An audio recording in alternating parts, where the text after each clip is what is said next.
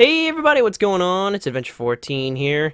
So today I've been given a interesting task of, well, I gave it to myself, but still given an interesting task of proving that Princess Bubblegum is in fact evil, just a little, just a tad. And to prove that what she's doing is definitely morally wrong, and what it is that she's doing, because some of you never noticed. So let me take you on a trip down memory lane, because we're going to go all the way back to Season 1.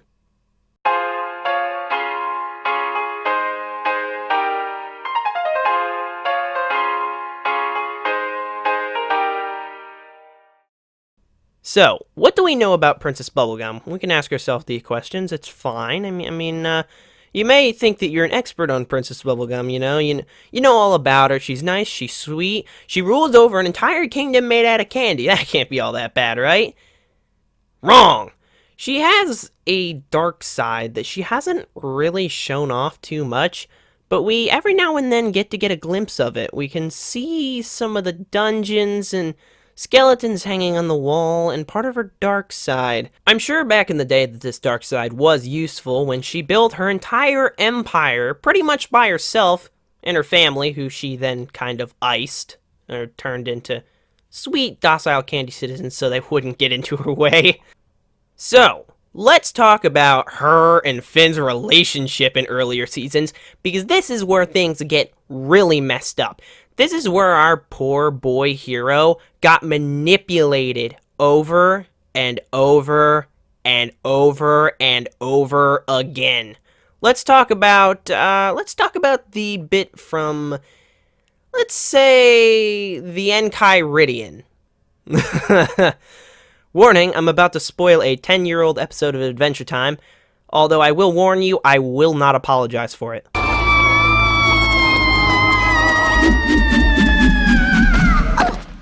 Think about the scene that you just watched. As we know, Cinnamon Bun, like an idiot, falls against the tower. Tower cracks, PB falls out of it, Finn saves her. Heroic moment, right? Or manipulation. Let me explain. So, say that you believe that this scene is real, it's genuine. First, you would have to accept that the smartest person in the world there built that castle. So yeah, some guy falling against it definitely made the entire infrastructure of the tower fail, sure. I'm not saying that that was totally set up. I'm just saying, well, that it was totally set up. Like, PB, her towers don't just fail. It's expected that somebody might, touch them, or lean against them, fall against them. Cinnamon Bun isn't that big, and he's made of a cinnamon bun for real. He's not exactly that heavy. If you do believe this scene, I'm probably not going to be able to convince you. So, the smartest person in the world's castle infrastructure fails. Let's get by that. Let's say that that's just totally one of those things like, he hit the right brick, right? It got out, a brick popped out, or something just cracked. It doesn't matter, really. So she fell out of the tower. Finn catches her. That scene totally disobeys all laws of physics. You can't stop something that fast like that. That's impossible. So they both fall on the ground. The crowd's very concerned. PB all of a sudden just starts thinking in her head, Hero. Hero. Hey, I just thought of something. You hear how fake she sounds? It's almost like she's leading on the scene. Hero. Hey, I just thought of something. She takes him over. She brings him through this secret entrance. It's a secret entrance. They go in, and she takes him to this room. Okay, so while in this secret room, the one I'm showing right here, she tells him about the Heroes Enchiridion. It's this ancient artifact book that's only meant for people who are righteous.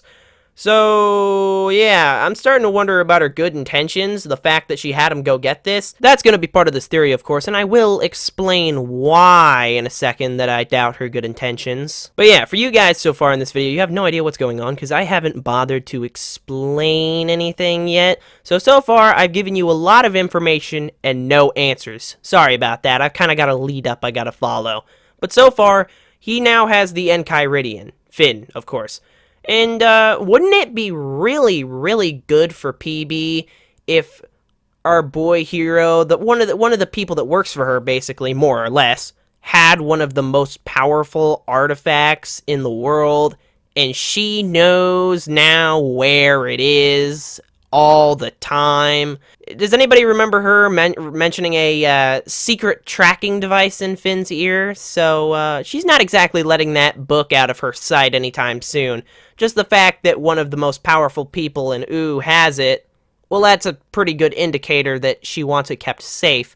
And obviously, I mean, I would too, but the way she goes about it, it's pretty scummy in my opinion, just having Finn go and risk his life to get it, and then come back, and then she tracks him and makes sure she knows where that book is all the time, instead of locking it up herself.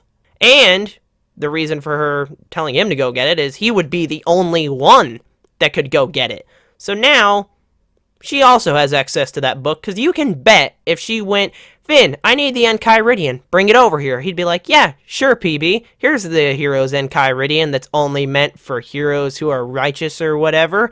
Here, take it. Do with it as you please, because I trust you entirely. Also, I'm sitting over here thinking about what your lips taste like, but let's not talk about that. Because, yeah, she knows that too, by the way. The whole him liking her thing, she knows all about that. I'll talk about that too. So one argument that could be made about the part about her wanting the Enchiridion basically in her possession, and for one of her own to have it, is she doesn't know what the Enchiridion can do. Nobody did. Princess, I need the gem from your crown. What the junk? No! That is 100% why she would not give up the gem from her crown. That's not Billy! It's the Lich! She just kind of magically knew the threat before it was apparent. Thanks, Finn. I couldn't have done it without you. Jake, stop him! Don't let him through that portal! And exactly how she knew Enchiridion portal mean bad. Well, I mean, you know, if it's the Lich, you can kind of guess that if he's doing something, it's probably a bad thing. But either way, she's got a decent amount of evidence going towards the fact that she knew what was going on just a little bit. Or she at least knew there was an apparent threat. Either way, she knew the Enchiridion was important. She wanted it where she would know where it was. She didn't want her crown gem getting given up for any reason. And she knew it was the Lich. Sorry, but I'm stacking evidence against her. She knew what was going on, she didn't tell Finn a thing, and she left the Enchiridion, which the Lich would have been after, in his possession. Good job, PB. You're definitely looking out for our boy hero on this one. Finn, sometimes you want someone and you want to kiss them and be with them. But you can't, because responsibility demands sacrifice. Alright, it's time to talk about every shipper's favorite part of this entire video, the love interest. Nope, stop it, stop that. We will have none of that. Do not want Careless Whisper played on this recording ever again. Besides, the whole thing isn't quite as innocent as you first thought probably anyway. Here's why. Princess Bubblegum has, of course, used Finn's love to manipulate him, just like everything else. And this point really becomes apparent in the 4th season when Finn kind of takes his eye off of her, and she can no longer control him. Bubblegum, I can't do this anymore! What? Now you like me? Finn, what are you talking about? What am I talking about? PB, I was in love with you, okay? And she has to become the strong authority figure, which of course Finn, being a teenage boy, revolts against. And do you remember that authority figure thing that I just said? Yeah, no. She had that before Finn was around. Remember that bubbly personality I was talking about? How she seemed to just lead on conversations, and she would just kind of act all, she just acted like an idiot. Hero. She acted like an idiot. She didn't before. We have clips of her from the past, from episodes like The Vault and things like that, that showed her interacting with Shoko, and she didn't act like that. She acted that way specifically for Finn, so that she wouldn't have to be the strong authority figure, and he wouldn't revolt, because, I mean, that's what teenage boys do, obviously. And we get another example of that episode Too Young, where PB then acts like that again to get Finn to do what she wants. Finn's all hung up on Flame Princess. He's feeling low. He goes to her to try to date her then, because he thinks like, oh yeah, I can't date Flame Princess. Might as well go after PB again. So he goes after her, and she uses that to her advantage, going with his thing. It'll be like old times. We'll just prank him into submission. She goes with that, makes a plan around it, making Finn feel stupid afterwards, doesn't apologize. Finn feels like crap, and she again manipulates his emotions. We have an episode where it shows her doing this to match her plan, because she's cold-hearted, manipulative, and she doesn't care a whole lot until later episodes, and it's pretty sad. Okay, back to the thing about Finn revolting against PB there. When Finn revolts and PB doesn't have control, that makes her pretty panicky and pretty upset. She decides to use the whole love thing to her advantage to try to get him off of it by doing, well, the previous scene where she's like, oh, sometimes you wanna be with someone and kiss them, but responsibility demands sacrifice. That right there looks like a serious sacrifice for responsibility. Sorry for your losses, PB. You should be ashamed! You're sick! You're right, Jake. She is. Thank you very much. She is sick. And after all the other evidence I've given you, I also have a little bit more. She spies on everybody constantly. It's been revealed in the show. I'm not even going to bother showing clips because it's just common knowledge. She spies on everybody. She tracks people. She has, like, tooth trackers in all of her citizens, so she can just track them wherever they go. She spies into everybody's personal lives, including Finn. If Flame Princess is over, she knows it. Jake's out and Finn's there alone, she knows it. Finn's downstairs, she knows it. Upstairs, she knows it. Outside, yep, she knows exactly where he is.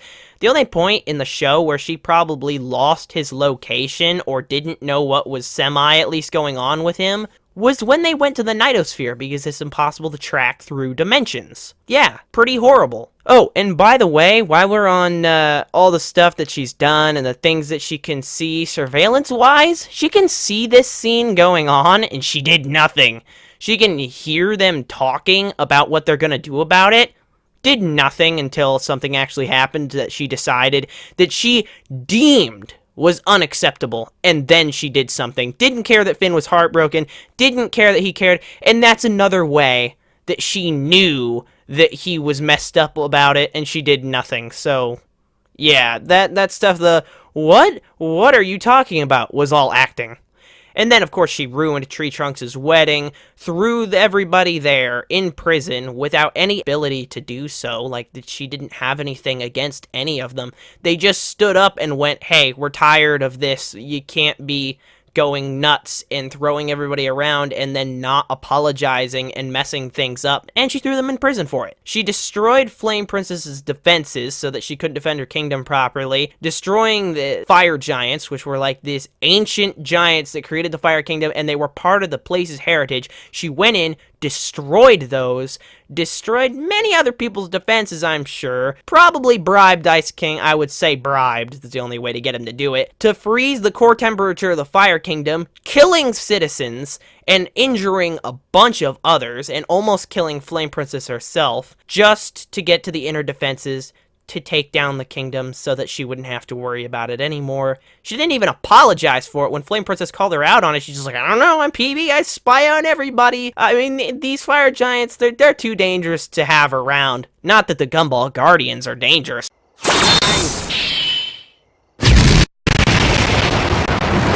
Not that we wouldn't want her to have too much power in case she ever goes screwball and decides that she wants to take over all of Ooo someday for no apparent reason. And now that I'm done ranting, and the video's basically over now, thank you very much everybody for watching the video. Hopefully this has opened your eyes to some of the scummy dealings that Princess Bubblegum has been on over the years. Sure has to me even, because even talking about this, it opened my eyes to some new things that I hadn't even thought about before, just like while recording it. I was like, holy crap, that's really scummy. So yeah, thank you very much everybody for watching, and I will catch you in the next one. Thanks guys, goodbye.